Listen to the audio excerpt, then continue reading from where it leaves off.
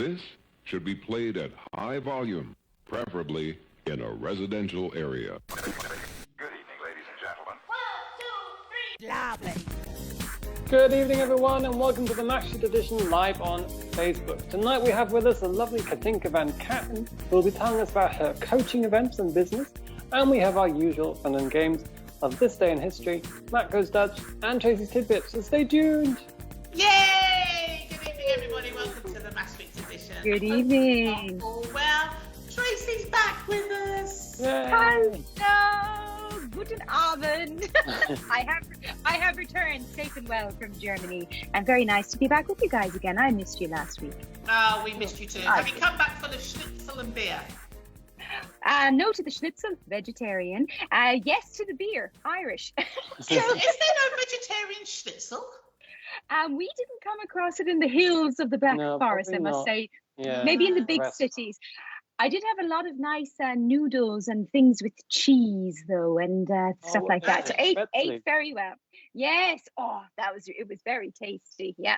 And also canoodle things that they have with some lovely chanterelle mushrooms. It was all very tasty. So I it like ate a very canoodle well. with my noodle. Nothing like a good canoodle, my dear. Especially with cheese on it. Oh, I tell you, if it doesn't have cheese, I don't want it.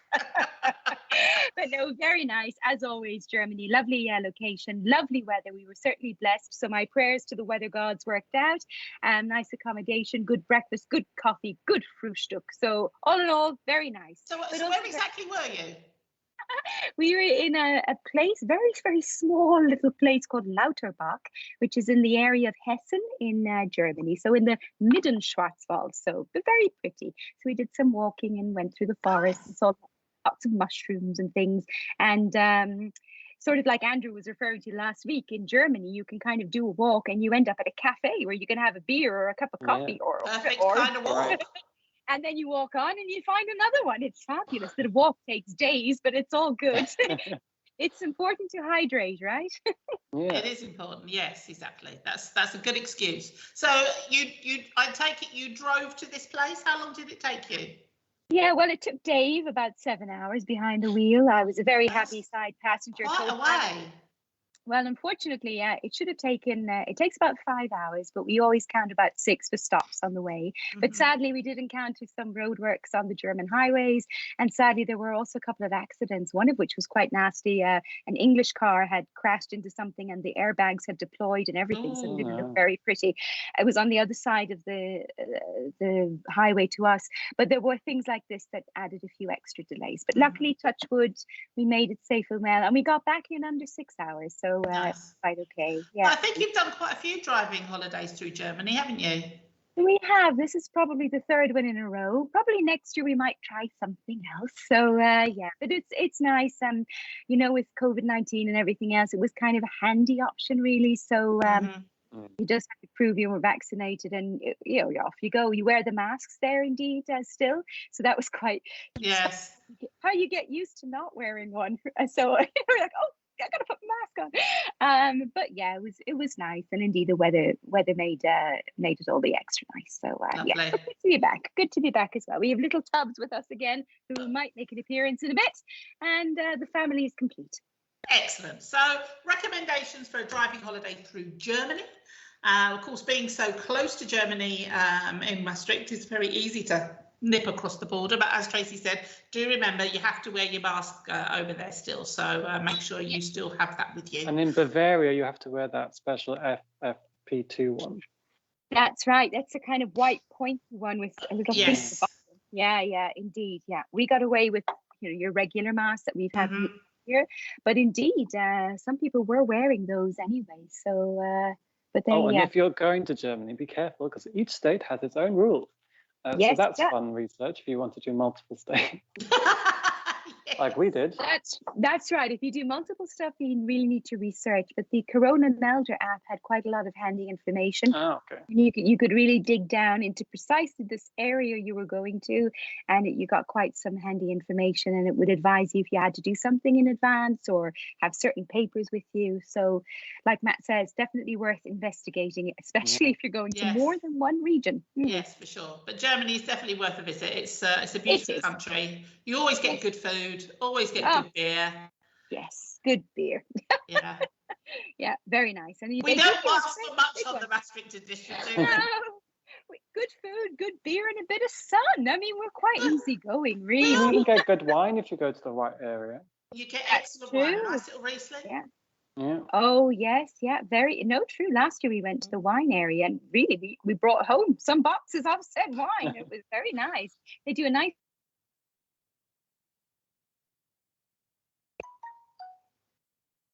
Has Say Tracey as well. Oh, Yes, I think- hurrah for Germany.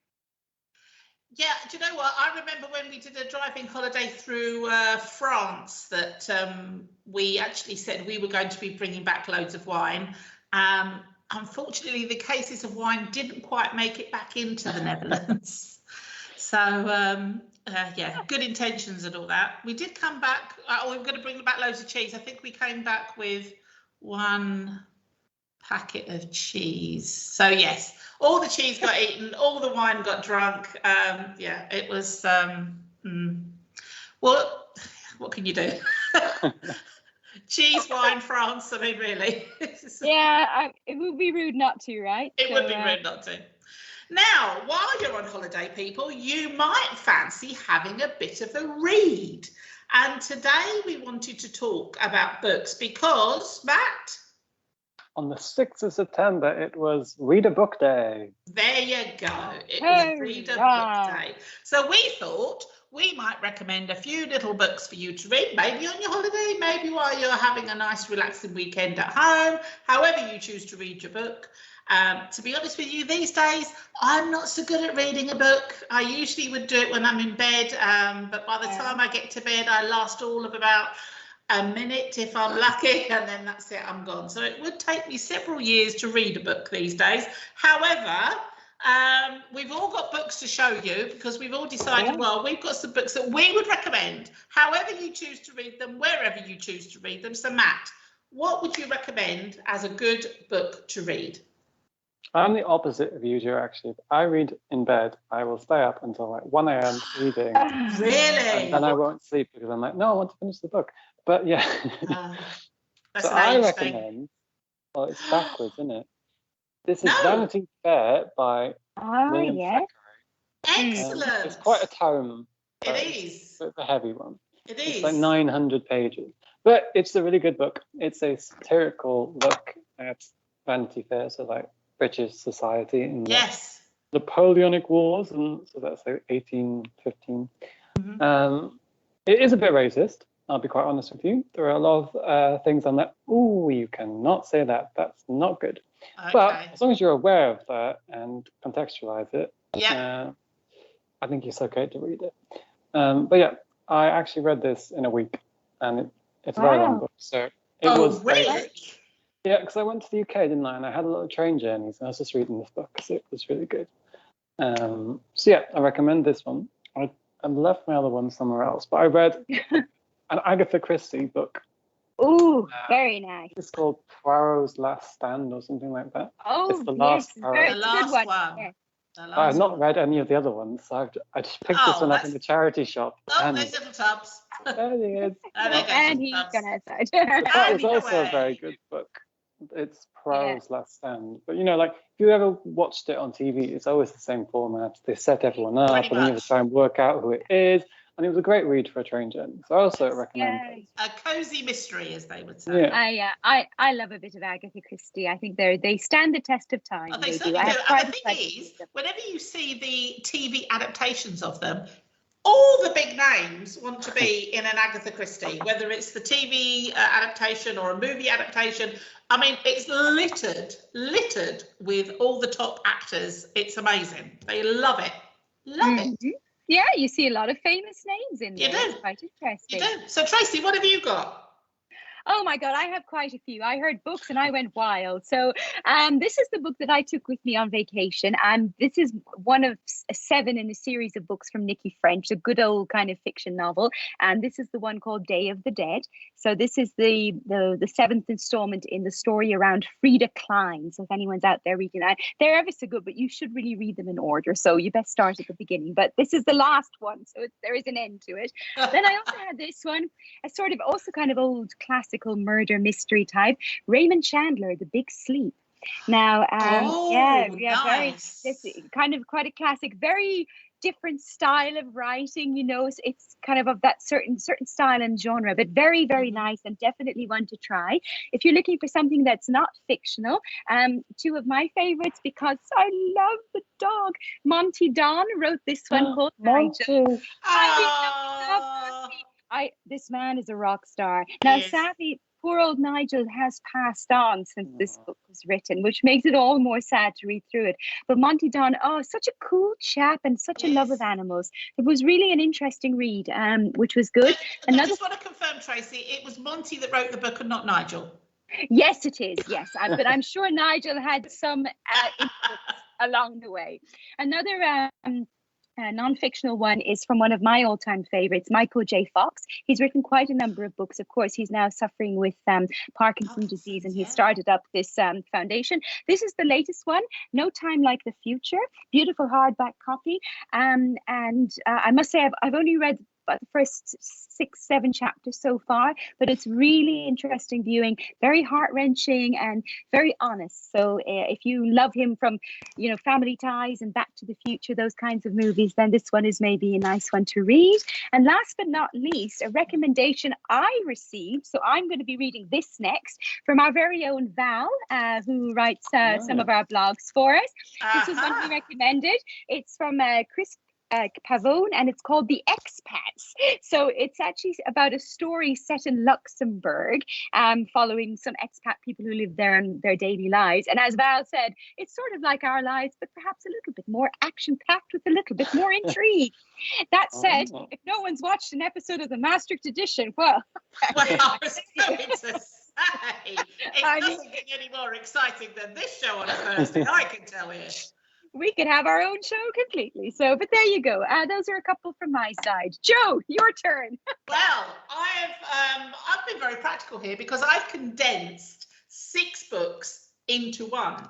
So what I have here is James Herriot, who was a British vet, who then wrote a load of books that got turned into a fantastic television series. All things bright and beautiful, all creatures great and small. Yes, all creatures great and small. And so this particular book, there's the book there, there's James Herriot. But if you look on the spine here, there's actually 6 books in here. So it starts from the very first one that he wrote, and they're kind of autobiographical about him as a vet. So he was born in Sunderland, if I remember rightly. He went to veterinary school in Glasgow and then came back to the UK, to England, and then was working in Yorkshire with all the Yorkshire farmers, the Norse. And it's about I think literally like out in the middle of nowhere where all these farmers have all their farms, and it's just about him integrating into Yorkshire life in the 30s and 40s, and medicine changing, veterinary medicine changing and everything, and of course they have their ways up there, in the deals, they have their ways. And you might find, for some people who are not native English speakers, you may find some of the language a bit difficult to grasp, but you'll get the idea that he is still living in England, but they're using an awful lot of regional colloquial terms there, and a lot of these farmers, oh my goodness, they don't trust the veterinary. They don't trust him, and it's just about his life there. And the characters are fantastic, absolutely fantastic. There's no sex, there's no violence, there's no swearing. It's just a nice, easy read. But the characters are solid. You will fall in love with every single one of them, no matter how antagonistic they are or how annoying anything. I mean, you just love them. You love them. I can't say enough about this. Read them all. That is my recommendation, James Herriot. Fantastic. And if you don't want to read the book, the TV series is also worth a look. It's really charming. And also, they have just released a new adaptation of All Creatures Great and Small, which, to be honest with you, the first one came out sort of late 70s, early 80s. And for me, I mean, I've watched it back to back so many times, but they've just recently, in the last couple of years, filmed a new version of it. And I watched the first season with trepidation, but it's very good, actually. They've done a very, very good job. I liked it very much. So, yes, big tick from me, for sure. So those are my recommendations, and Tracey's and Matt's as well. So come on, guys out there, let us know recommendations for a very good book, celebrating Read a Book Day. What do you recommend, whether it's for holiday, relaxing at home, maybe a self-help book that's going to make you into a better person? Who knows? Oh, anything at all. But, well, some of us could definitely do with maybe a little help there, that's for sure. But yeah, come on, let's have some recommendations. What do you like to read? Who do you like to read? Do you have any firm favourites? We would like to know. Now, Tracey wasn't here last week, of course. I was not. She was not, but Matt reviewed the Rolling Stones for her last week. Got a very good score, if I remember rightly. You did, yeah. 9 out of 10. Pretty good. I was so. That's pretty good. Pretty good. Yes. So not at all. I went with one of the old rockers as well, but I brought him into the 90s with a newer album from Carlos Santana. Supernatural was the album. It came out in the 90s. There was lots of collaborations going on with the hot people at the time. What did you think of the album, Matt? Well, I had never heard of Santana, but I started listening to the album and I did recognise some songs. So I knew something about it. That's all we could ask for. Yeah. No, I really enjoyed it, actually. I've always been quite a fan of this sort of music. It's good cooking music. It always reminds me of holidays because I love holidays in Spain. Okay. It's reminded me of Spain and like nice weather. Nice. So that was good. And I was making pizza, I think. So, I mean, it wasn't quite the right country, but like it worked in the right vibe. You know, pizza's always like a fun summer holiday food. Yeah, exactly. There you go. Yeah. Excellent. Yeah, no, I really enjoyed it. Oh, good. Excellent. And you recognise some songs too, Tracey. Bonus. It is a bonus. Excellent stuff. Okay, so do you think you would delve into Santana again? Yeah, I think I might check him out more. Yeah, I think it's quite good background music, I think. Excellent. Yeah, good stuff. Okay, well, I think that Latin vibe always gets the hips moving a little bit, doesn't it? You know, and gets the little shoulder action in there. So we like a little bit of the Latin salsa maybe, or the cha-cha-cha, just to bring it a little bit. Oh, yeah. Well, Tracey's off. There she goes. So how many Matts out of 10 did you give this one, Matt? Well, I decided to give it a 10. My God. We are on a roll. Nice. Nice. I'm very pleased about that. I'm glad you liked it so much. Excellent. Yeah, it was a really, at the time, it was a really, really popular album. Really popular. I think with all the different collaborations as well, because it brought sort of different sounds in there that he mixed up and everything. I think it's quite appealed to a lot of people. So excellent. Oh, I'm dead chuffed about that. Oh, well, Tracey. Oh, the pressure is on. So what have you got for Matt for next week? Well, despite some recommendations from Adam to choose a Rod Stewart album, I'm not going to do that. No, as you guys know, I spent quite a bit of time in the car because we did a road trip. So we had the radio on. And you know the way you change channels and you flip to another radio station. For some reason, this song kept being played. So we would, every hour it would be on one or other radio station. And the song is called Paradise. And so I thought, well, this song it's been played so much, I'm just going to pick the album this song comes from for our Matthew for next week. Now, this is from an English singer-songwriter. This is his second album. The album is called Staying at Tamara's, and the singer is George Ezra. Oh. Now, I'm not sure if Matt knows George Ezra, but I think he does. I've seen him. He's got to a concert of his, Tracey. Oh, well, I have high hopes for an 11 then next week. So, because we heard this song is, if you go to paradise, only to my bloody fingers, and it was like a little earworm. So we're walking around the hills of the Schwarzwald going, not terribly, fitting, but yeah, really kind of a coincidence. So I thought I would choose that one for you, Matthew. So yeah, Staying at Tomorrow's the second album from George Ezra. Okay. You had me worried there for a moment because when you said Paradise, I was thinking, oh no, not Coldplay. Please, not Coldplay. Yeah. Oh no. Oh yeah, indeed. Also, Guns N' Roses have a song called Paradise, didn't they? No, Patience. Sorry, Patience. So moving on. No, I don't really like that Paradise song from Coldplay, to be honest. I don't like Coldplay, full stop. Oh right. Yes, Oh, it's really miserable. Yeah, right, okay, so we've established this is a Coldplay-free zone. no.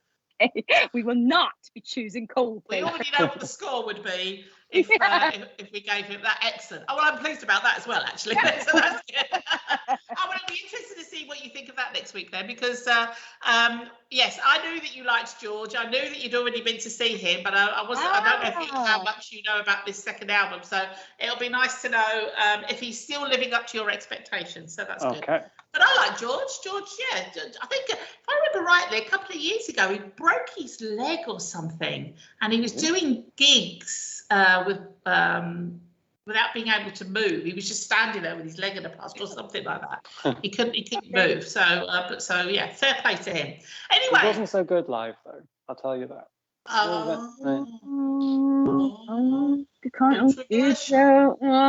Could all go horribly wrong. Shall I switch to Coldplay instead? No. No. I tell you who is good live is our guest that's going to be coming up in the second half of the show, which is Katinka.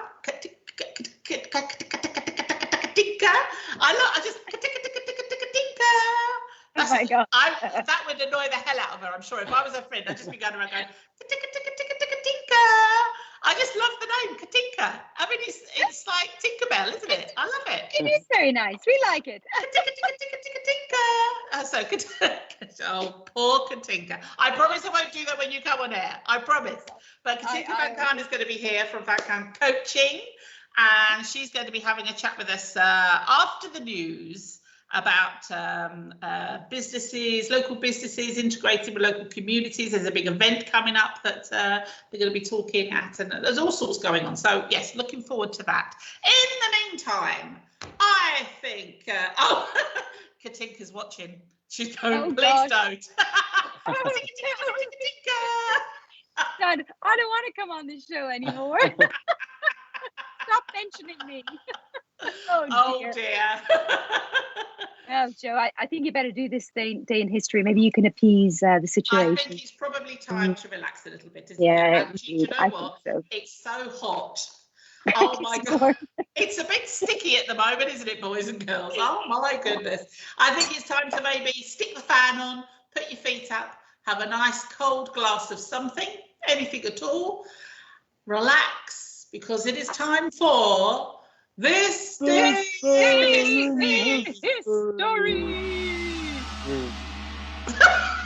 I'm so glad you're back, Tracey. Oh, no. I'm not sure that really helped, to be honest. But yes, there's your intro, Joe. Thank you. Oh my goodness, it's classic, angelic even. So today it is the 9th of September 2021, and we're going to go way back to start with. On this day in 1543, Mary Stuart, at 9 months of age, is crowned Queen of Scots in the central Scottish town of Stirling. 9 months. I mean, what? Look, they say she was crowned. I mean, what did they stick on her head, really? I mean,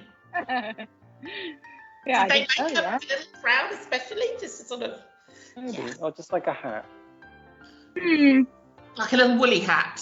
Somebody knitted up a little hat for her. I suppose for Scotland, you'd need that, wouldn't you? Yeah.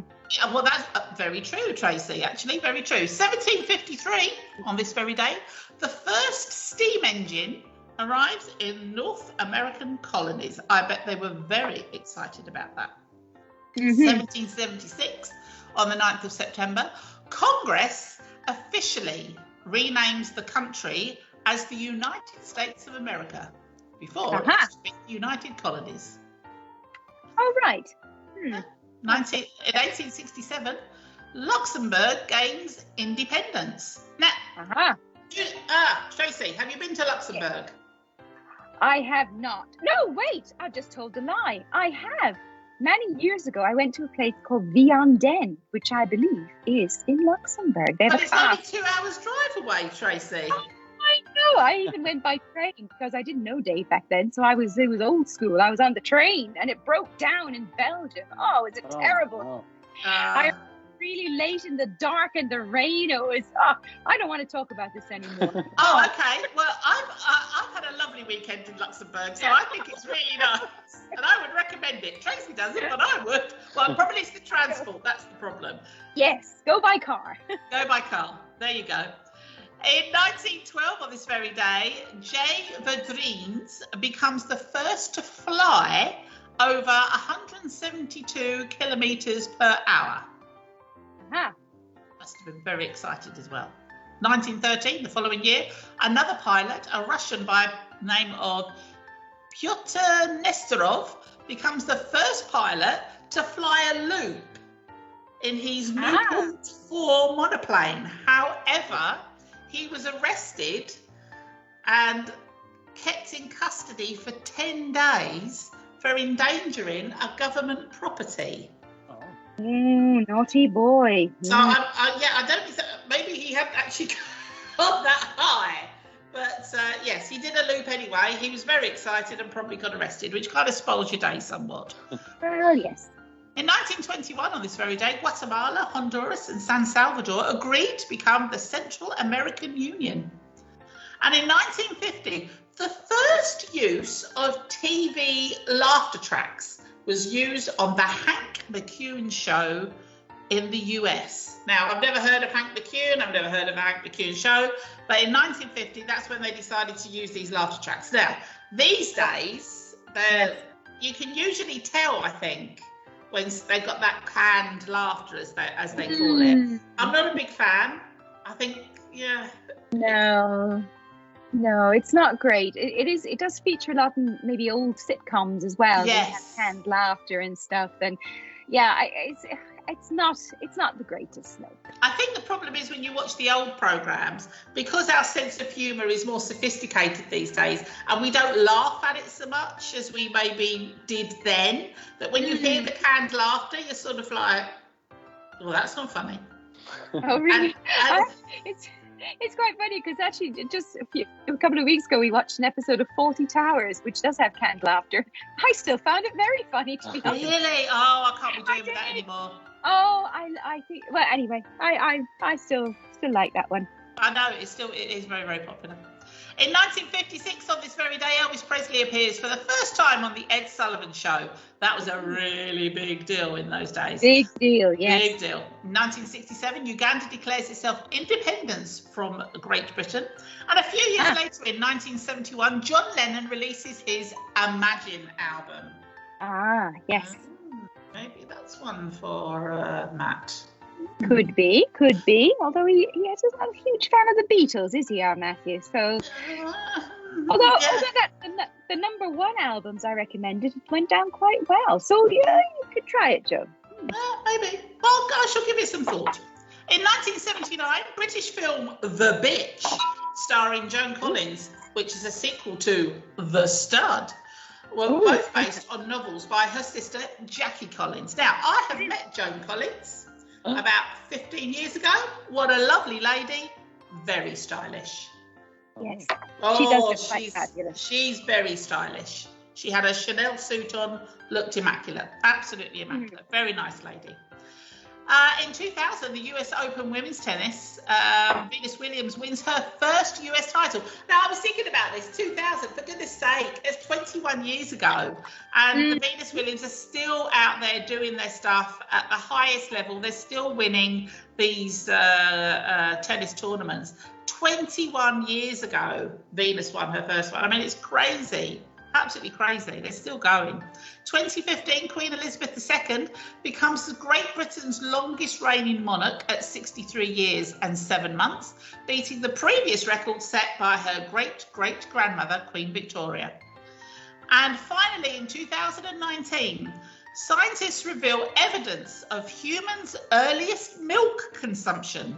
6,000 years ago, was buried a dental plaque on teeth from prehistoric farmers that they dug up. So again, this is one of those questions. I mean, who was the first person to start drinking milk from a cow? How did that happen? It makes you wonder. Well, it makes me wonder anyway. Yes. What were they doing at the time? You know, oh yes, this tastes quite nice. I wonder what happened if I did this. Oh. Yeah, exactly. It makes me wonder anyway. Right, let's go on to some birthdays. In 1828, Leo Tolstoy, writer of Anna Karenina and War and Peace, born in Russia. 1890, Colonel Sanders, Harlan Sanders. You may know him better as Mr. KFC. He was born in Indiana. 1941, the legendary American singer-songwriter Otis Redding, who was sitting on the dock of a bay, was born in Georgia. 1952, another legend, David Stewart, rock guitarist and songwriter and producer of the Eurythmics. 1960, the romantic lead in so many films in the 90s, Hugh Grant, English actor, famous for 4 Weddings and a Funeral, Bridget Jones' Diary, etc., was born in London. 1966, Adam Sandler, the American actor and comedian, was born in Brooklyn. And finally, a favourite of Matt's, in 1975, on this very day, the Canadian Grammy and Juno award-winning singer, Michael Bublé. Happy birthday, Bublé. I'll see. Did I see his voice went up a little bit there, Tracey? We all love Michael Bublé. I love you. So, anybody else celebrating a birthday today, happy birthday. Hope you're having a lovely day. And that was This Day in History. Thank you very much. Thank you. Very nice, very nice. Oh, okay. So Eric is just saying all the people on the laughter tracks from the 50s are now dead. I suspect they are, actually. I think he's probably right, actually. Probably right. Not much Good laughter Lord. coming out from them now. So, Katinka is going to be cut. Oh, I promise. When she comes on, I'll just won't do it at all. I promise. I just love the name. I do. I expect her to come flying in on wings. Just like Tinkerbell. I'm going to be disappointed if there are no wings. I am. But she's going to be joining us very shortly. In the meantime, I think it's probably time for some news, Trace. It is. I'm ready to go. Let's see if I can still do the news. Tracey Taylor with the news. Thank you, Joe, and good evening, everyone. It's September 9th, and you're watching the Maastricht edition on Facebook Live. First, a look at your weekend weather, and there is a chance of a thunderstorm here in South Limburg tonight, and some rain is also expected as we move into Friday. Temperatures will be around 23 degrees, but it will still feel rather clammy. There is also a chance of hailstone in some parts. Saturday will also be a bit unsettled, but Sunday is set to be dry with sunny spells and highs of 22. Moving to your news bulletin for tonight. As expected, the whole of the Netherlands will remain red on the European Union's coronavirus risk level map for another week. According to data collected, over 4.6% of all coronavirus tests performed in the Netherlands over the past fortnight were positive. Anything above 4% during a 2-week period puts an entire country at level red. In local news, a group of about 1,000 young people caused a nuisance in several places in Maastricht last evening.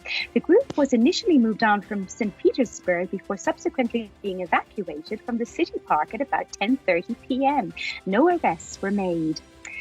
The Groen Links political party in the Maastricht City Council wants to know whether a signalling system can be installed to continuously monitor the quality of the Maas water. This is in response to the report in the media that dangerous agricultural poisons have been discharged into the river from Belgium for months. This threatens not only flora and fauna, but also public health. GroenLinks is asking the Maastricht Municipal Council to what extent this is being discussed with the Belgian government, the Water Board, and organisations like Mass Cleanup. Ski slope operator Snow World, based in Landgraf, is expanding into France. The company will now also operate a ski hall in the French city of Metz and has signed a contract for 8 years. The company already has 6 other indoor winter sport locations in the Netherlands and Germany. The protest march for Unmute Us will depart from the MEC Maastricht at 2 p.m. this Saturday, September 11th. The purpose of the march is to draw attention to organisations, artists and visitors who are being affected by the cancellation of events or limitations on the number of attendees. Similar protests will also take place in other cities around the country. In international news tonight, former US President Donald Trump will provide commentary for the upcoming fight between former world heavyweight champion Evander Holyfield and Brazilian mixed martial arts star Vitor Belfort. Mr. Trump is no stranger to boxing, having hosted a number of fights at his former Atlantic City casinos.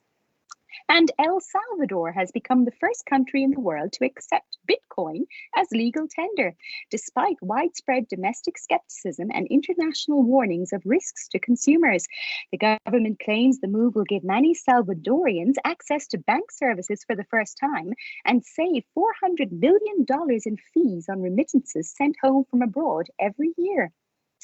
And finally tonight, the Terrace Top 100 of Limburg was published earlier this week, and 2 Maastricht locations made the cut. Prix de Rome in Biesland came in 15th, and Capitaal op de Markt in 93rd place.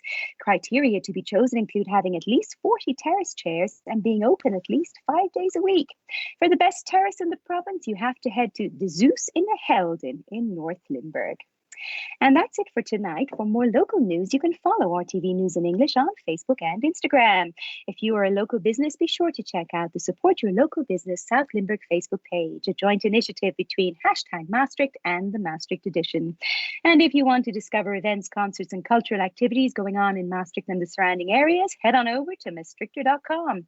If a historical walking tour is more your thing, check out Meet Maastricht, the key to your city. And finally, don't forget that you can always find us on the Maastricht Edition Facebook page, on our YouTube channel, on Redbubble, and on Instagram. Up next, we're speaking with Katinka. Lovely stuff, Tracey. I have to say, as long as the terrace has got a nice comfy chair and a cold glass of Pinot Grigio, that works for me. That's true, yeah. But there's all things like the view and everything else that are taken into account these days. You know, the service, yes, service is important. The quality of the food, the choice, I think, on the menu, what's available. So it's not just about a little pretty chair anymore. There's a lot more involved. But yeah, indeed. I would start kicking off if I didn't get my glass of Pinot quite quickly, if I'm honest. Well, especially if it's a hot day and you're sitting there and you've had a long walk or a bike ride or, you know, been shopping or something and you're in need of some cooling off. Then you need the Pinot Gris to be ready for you, right? You do. Yeah. And I tell you what we're ready for here. We're ready for Katinka. Let's get Katinka in the house. She's going to come and join us from Vancam coaching.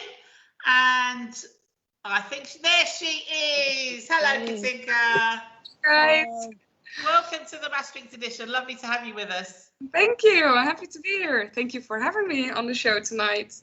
Before we get started, I have to say, you've got this whopping great big window there. It looks like you've got a lovely view yourself. Is that a terrace that you've got there? Yeah, I'm actually at a friend's place. So there's a balcony on the 7th floor of a flat. Nice. So I call it the penthouse here. Oh, very nice. Very nice. Now that looks like an ideal place to sit outside and have a nice glass of wine. What's the service like? Well, the service is perfect here. That's why I keep coming here. Yeah, don't give us the address, otherwise we'll all be coming round. Kept going all through all the lockdown, so no problems there. Excellent. Well, we're going to find out more about the coaching, of course, but before we do that, let's find out a little bit about you, Katinka, because chances are with a name like Vancam, I think you're probably a local girl. I am, yeah. I'm from Maastricht, born and raised. I did leave a little bit for a while after my studies, but Maastricht kept calling me, so I came back and I started my business here now, so I don't think I'll leave anytime soon. Yeah, well, come on. I mean, Maastricht is absolutely lovely. Why would you? Yeah. So what exactly is Vancam coaching? Well, Vancam coaching is my business, so obviously coaching business.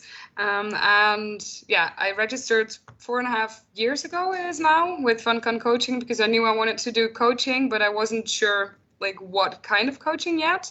But that ended up being student life coaching. So that's my main service where I organize activities for students to meet each other, to study, to get some support with free walk-in hours of different organizations. I also obviously do one-on-one coaching, and soon we can start doing workshops again because I haven't done any in 1.5 years now. I'm really looking forward to starting these things up. And then, yeah, once every now and then I try to organize an event, and now we can finally have it. So that's basically what I do. So coaching, and I focus on students, but obviously anybody is welcome to get coaching as long as they want to learn new things. I always say I coach the students that study and the students of life, which is just anybody that wants to of course keep going and level up. Well, we'll talk more about the event that you've got coming up shortly, but let's get down to the nitty-gritty here. What sort of coaching are we talking about, and why is it necessary? Consciousness coaching. So I'm a certified consciousness coach. I got my diploma 3 years ago almost.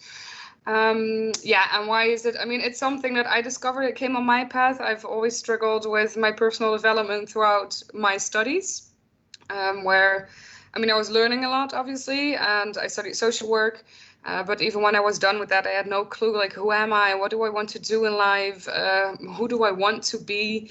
And what is life actually about? You know, all these big question marks. So, well, obviously I started traveling, then I went to South Africa, which is a lot of fun. And then when I came back after a few months, still same question marks. Like I had no clue what I wanted to do in life. And then coaching came on my path. So I got a coach. I did a 4-day course with creative consciousness. So that was also about these personal development questions.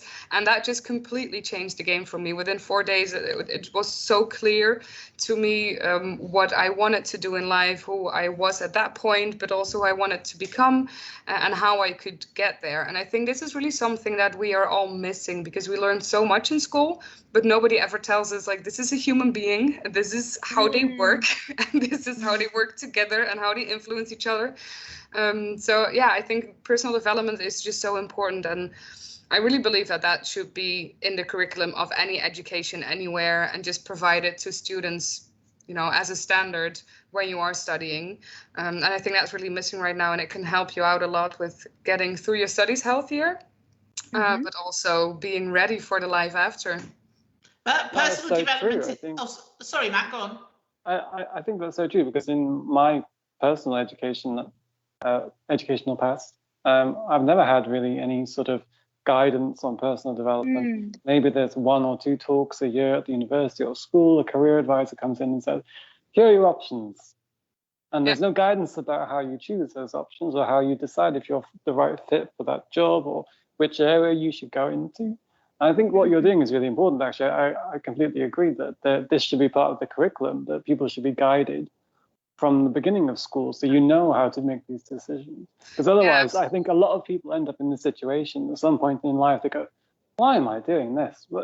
How do I get out of this? What should I do? So yeah, I completely think that's really important. Yeah, and also to make sure that you don't end up at a point like that. Like I see 20-year-olds ending up in severe burnout these days, and there's just no need for that to happen. And I think that is also part of it. Like, life is hectic, and we live in a society that is just crazy, running around. I mean, life got passed 1.5 years ago, so I think that was really good for everybody to have that moment where you cannot do anything, and we were forced to take a break. And then everybody really started seeing, I think, as a society, we started seeing how crazy it actually is. You know, the lives that we are living, how you are running, and you have 40-hour work weeks, and you want to build your family and do all these things around it. It's just too much. So I think a little guidance in that can really prevent a lot of mental health issues. And also, it's also about how life can be fun for you, right? Coaching isn't always about the problems that you have and the challenges you have. Obviously, that's the starting point, but it's really about looking, where do I want to be in life and how can I get there? And that is just always fun. That's why I love to do what I do so much. I think it's interesting what you were saying actually about us realizing how hectic everything has been, and it has been nice to sort of sit back and realize that actually we've been caught up in such busy lives. But the being surrounded by so many people and running around so much doesn't necessarily meaning that it's effective relationships that we're having. Yeah. So are you also looking at, you know, how you're communicating with the right groups that can also help you develop as well?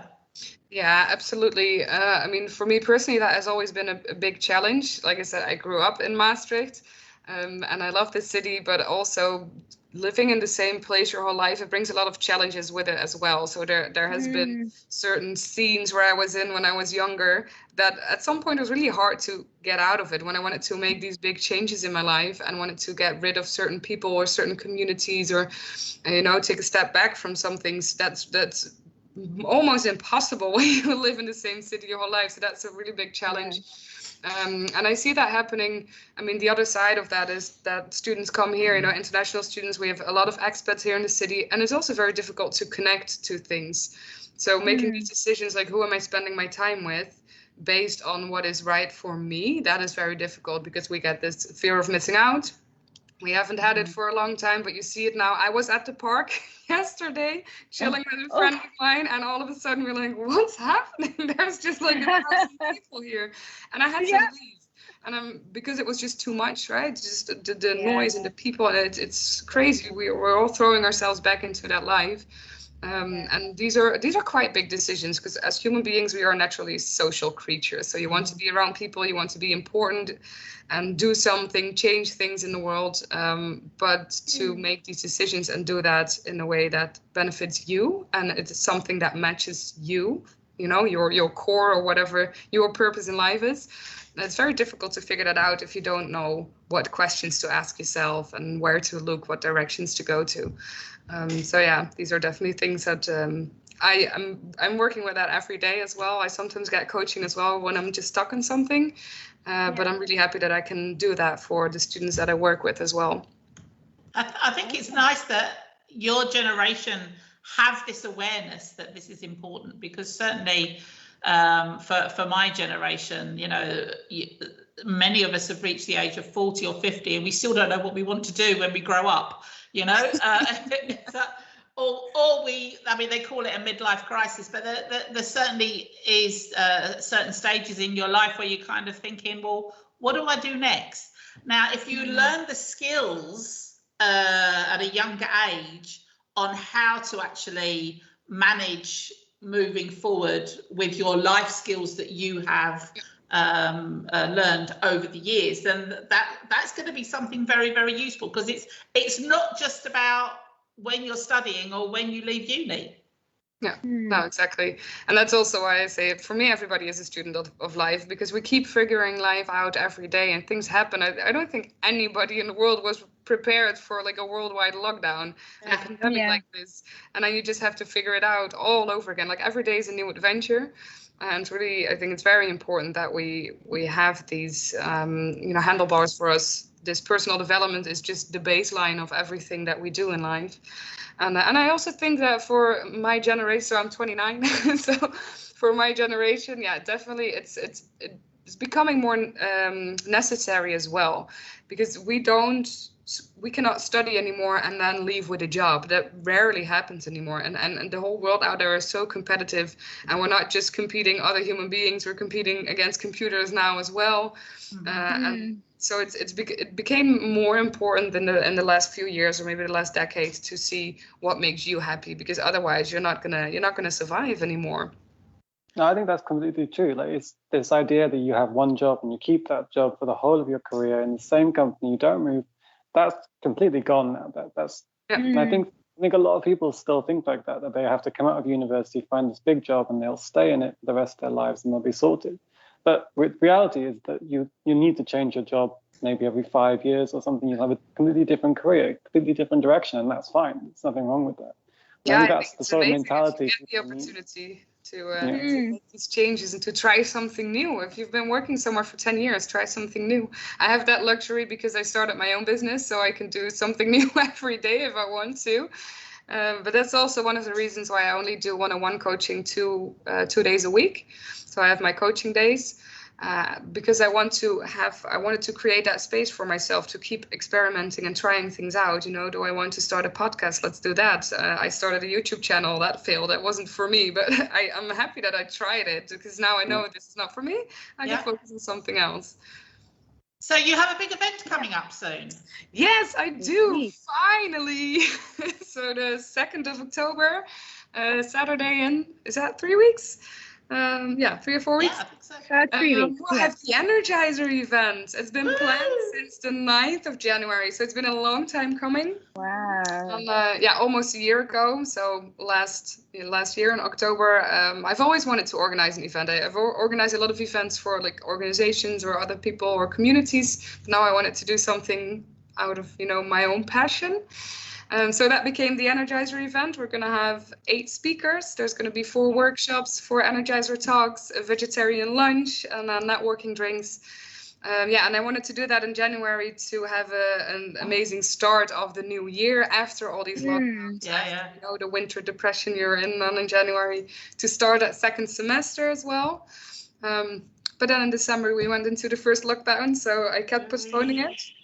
This is really about connecting to each other, right? So I want students, teachers, entrepreneurs to be there, to see each other, to learn from each other, to connect to each other again, and then recharge that energy and grow as well throughout the day.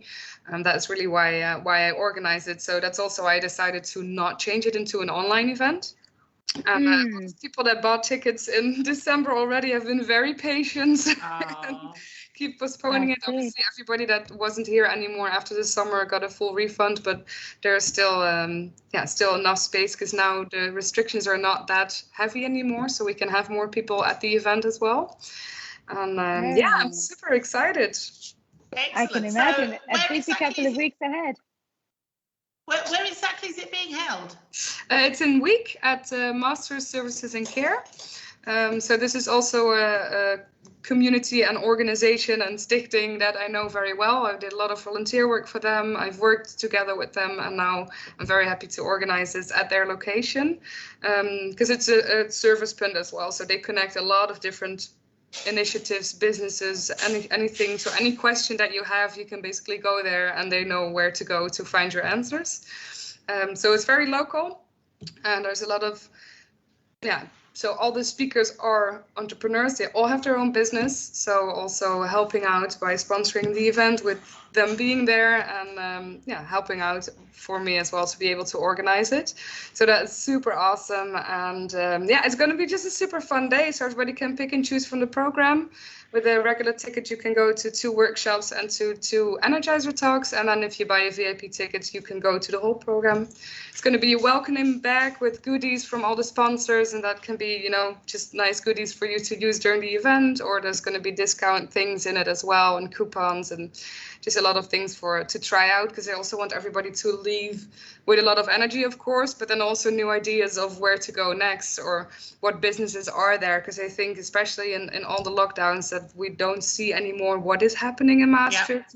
And new students don't know where to go. We've had students here for a year in a lockdown, like they have no clue what nice restaurants there are in Week or where you can go in the city center.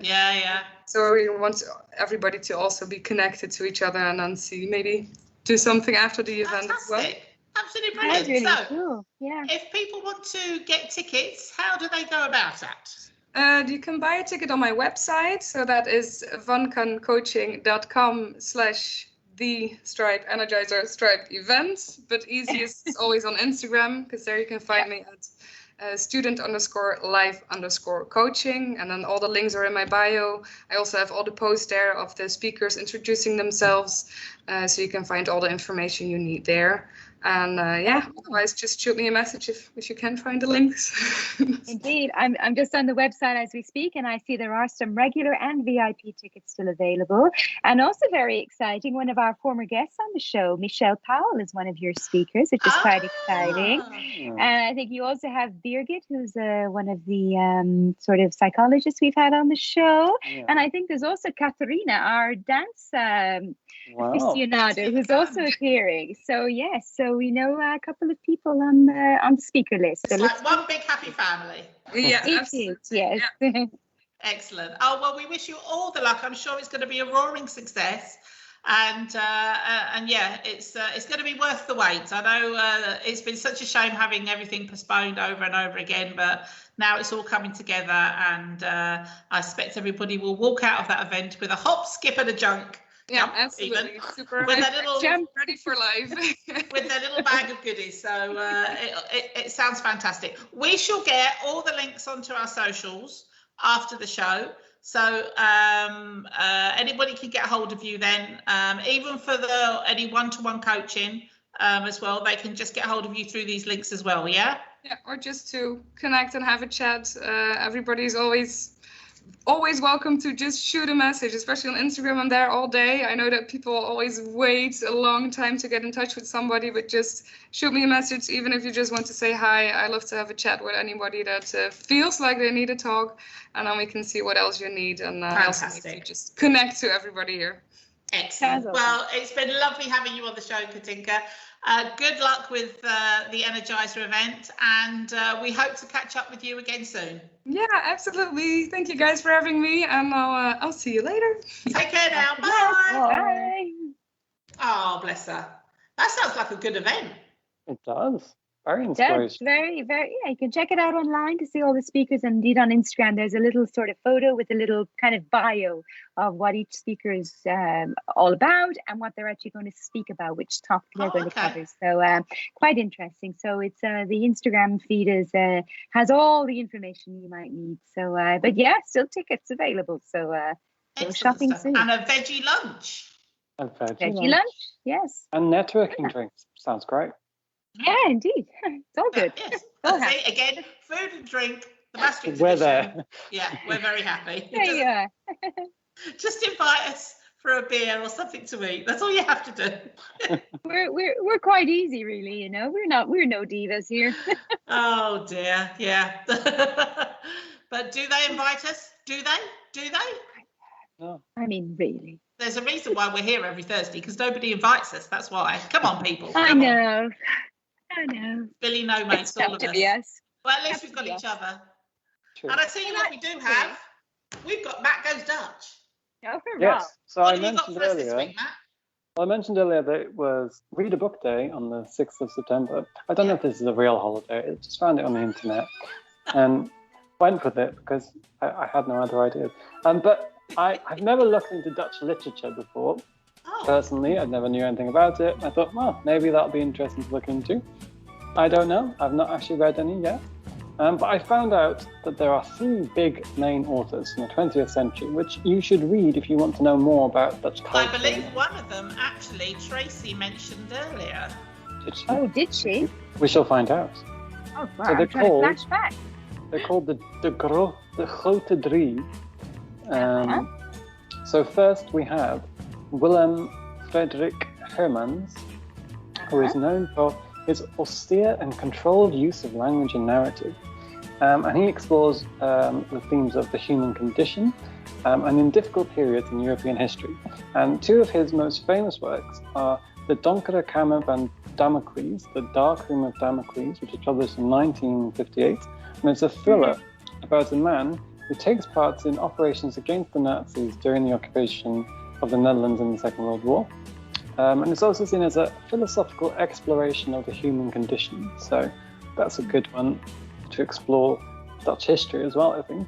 And his other book is called Nooit meer slapen, which means Beyond Sleep. And it was published in 1966. And it's about scientific research. It's about a man who travels to the north of Norway to explore the large craters there. And it's during the summer, so the sun never sets. That is why you can't sleep. And so the story follows his challenges doing his research and why it's so difficult. And again, it's about exploring the human condition. So I think it's also quite philosophical. So he also has lots of other books, but they're the two main ones. And then the second of the grote drie is, I don't know how to say it, Gerard Reeve, something like that, R-E-V-E, whose first novel, De Avonden, The Evenings, was published in 1948, and it caused a lot of controversy because it was considered to be obscene. So it's about the adventures of Frits van Egte over 10 evenings, and the story contains very frank discussions of sexuality and shows lots of homosexual relationships. So in 1948, that was quite controversial. But he went on to become the pioneer of erotic Dutch literature, and his stories explore sexual intimacy and Western religion and are known for their humour and sardonic tone. So other books by him, which you can check out because they're in English as well, is De Vierde Man, The Fourth Man, which was published in 1983, and Bezorgde Ouders, which is called Worried Parents in English. So you can check those out. And the final one of the grote drie is Harry Moulish, who was a prolific writer of prose, poetry, non-fiction and academic works. And he's seen by many as Holland's greatest author and Holland's most important post-war writer. So a lot of his work is really strongly influenced by his and his family's experiences during the Second World War. His mother was Jewish and only narrowly escaped being deported to a concentration camp. So a lot of his works really reflects on what happened during the war. So he's inspired by Jewish spiritualism and Greek mythology. And many of his stories are taking those old stories and making them modern for the period he was writing, and follows themes related to that. And two of his most popular books are De Aanslag, which means the assault, published in 1982. And it's about the main character, Anton, and his painful past after oppression by the Nazis during the Second World War.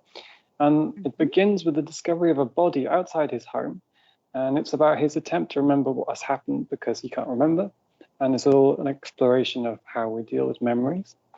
And his other book is called De Ontdekking van de Hemel, so that's the discovery of heaven, and is another great novel published in 1992 about the biblical story of the Ten Commandments and the friendship between two men. So they're all quite heavy, but not quite romantic comedies, are they? No, they're not. But they're really important books in Dutch literature. If you want to know more about the country, the culture, the Dutch psyche, I think they're really interesting books to read. You can find them in English, I think, some of the main ones at least. But if you want to practice your Dutch, also a good way to do it. So yeah, there are the grote drie. I've been informed that the Fourth Man was made into a movie. Oh, there you go. It does ring a bell. It does ring a bell. Now, the reason I was thinking about Tracey mentioning a Dutch author, they're not really... It's not a Dutch author, but I do believe they live in the Netherlands. I'm not 100% sure, but I think they do. And I'm talking about Nikki French. Now, Nikki French actually is two people. It's the husband and wife team, isn't it? Very true. It's not one person. It's a couple, but I think they live in the Netherlands. It could be. I honestly do not know. I'm not 100% sure of that. Maybe our listeners could verify that for us. But although we don't have much time left because we're coming to the end of the show. So thank you for that, Matt. Thank you, Matthew. Good recommendations there for sure. And have we got time for some titty bitties, Tracey? Well, let's do it quickly then. So first of all, Tracey's tasty titty bitties. I'm recommending this weekend Le Fernand, which is a lovely French bistro in the Jaeger Quartier in Maastricht. Very, very charming. They play beautiful music. Jacques Brel, Edith Piaf, fabulous food, friendly prices, lovely spot. Le Fernand. Okay. Go there. Check it out. Continuing with the book theme for this evening, I thought I'd give a little mention to the bookstores we have in the city. Good idea. We have, where I was recently, the English bookstore in Maastricht, which focuses on English language books for young and old. We've also got the Bookhandel Dominicanen, which is in the old church, which is lovely just to go even if you're not buying a book. But they also have English books, new releases, and also secondhand English books on the next level up. Okay. Definitely worth a check out. Also, the library at the Centre Ceramique, they carry a selection of books in English, Spanish, and German. At least the last time I was there, they did. There's also the Bookhandel de Tribune, which is more of a sort of spend a few hours searching around to see what you can find. And there's the Bovenste Plank, which I believe is the highest shelf, which is for rare books and antique books. And of course, you can also find English and other language books on ball.com and amazon.nl. So plenty of options if you want to continue your reading stuff. One little tip for the weekend, aside from checking out Maastricht.com and Meet Maastricht and, hashtag Maastricht, the Pride Photo Award is currently on display on the Stationsstraat in Maastricht. As you come out of the train station, you can see it there. This tour began in May, actually, of this year, and it's attracted more than 45,000 visitors in the year. This open-air exhibition is available in Maastricht until the 23rd of September, so there's still some time to check it out. And there's 20 panels, each with a sort of description in Dutch and English. And you can also scan the QR codes to read a bit more and listen to stories and get some more information about the themes that are tackled in the images. And this exhibition will actually travel throughout the Netherlands until January 2022. So you can have a look and check it out. Apparently, it's free, obviously. It's available 24/7, but I guess better to go in the daylight hours so you can really see everything. And I quote, the purpose of the exhibition is to see the images, including queer farmers in Europe, African drag, the loneliness that elderly LGBTQ plus people can face, queer life in Guatemala, situations faced by the LGBTQ plus community in Russia, and gender fluidity, end quote. So that's what you can see. Blimey, that's covering a lot. It covers a lot, so check it out. I happened to cycle past it the other day. Unfortunately, I didn't have time to hop off the bike and check it out. But it's quite impressive, these big, large structures with sort of images on both sides. And I think it's definitely something maybe for the weekend to have a look and inform yourself. Lovely stuff. Just quickly before we go, also this weekend, Space and Material have got a botanical illustration workshop going on. If you want to go and learn how to draw botanicals, it's fabulous. I've done the workshop myself. There you go. It was, quite some time ago, but it's really cool. They have a very fabulous artist there, and you choose your little piece, and you can draw a flower or I don't know, whatever you choose. Very, very nice. Very well organized. Excellent. They've also got a bookbinding workshop that's coming up on September the 18th. So check out Space and Material. And also just very, very quickly, there is a young lady by the name of Irina Loskova. She's a soprano who has recently moved to Maastricht. She's giving singing lessons and beginner piano lessons, both for adults and children. She comes with a hell of a pedigree. She graduated from the Royal Academy of Music in London, and she's performed at the Royal Albert Hall and Glyndebourne. So she knows what she's doing. She knows what she's doing. So we'll stick all her details on our post-show post as well. And if you fancy learning how to sing or play the piano, she's your girl. So there you have it. I think we've come to the end of the show, peeps. We've done it. We've done it. Yes, I would say we've time to spare, but that would be lying. No, we've got to go, people. We're way past our bedtime. It's dark now. It's getting dark. I've got to go and feed the goats, for goodness sake. Thank you so much for joining us this evening. Lovely to have Katinka on board. Don't forget the Energizer event. Again, we'll get all those details out on our socials after the show. We shall be back next week. Have a lovely weekend, however you choose to spend it. And we shall see you next Thursday. Take care, everybody. Bye. Bye.